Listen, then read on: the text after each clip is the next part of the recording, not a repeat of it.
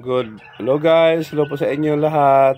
Guys, pag magawin naman guys ang video ko guys sa inyo guys, paki-subscribe naman guys, please. Guys, papakita ko lang sa inyo guys yung ano ko dito, sisiyo ko guys. Ito lang yung una ko, sinubukan ko sa incubator kung bago. So sa 15, may 8 notisa. Tapos yung iba kagaya na aksidente guys, so di nakalabas sa ano, sa shell niya. So ito guys, ang ano guys, mga siso ko guys na ginagamitan ko lang guys ng solar, pinakailaw nila pero nakakulob siya.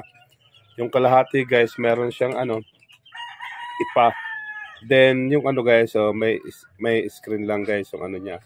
So try ko lang kung ano uubra. Kasi guys ano ano lang siya. Wala akong kuryente dito guys, solar lang dito sa manukan ko guys. Ito papakita ko sa inyo guys. Ayan sila guys. Kukunti lang yan guys. 8 lang yan guys.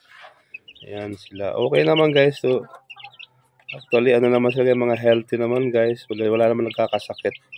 Ayan guys. Solar lang guys ang gamit ko yan. Tapos ito yung ano niya guys. So, ipa sa kalahati.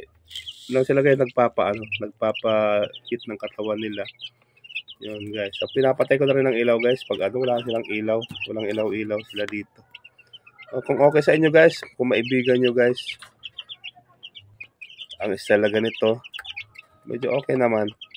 Sana maibigan nyo guys. Guys, please subscribe naman guys sa aking YouTube, please. Salamat!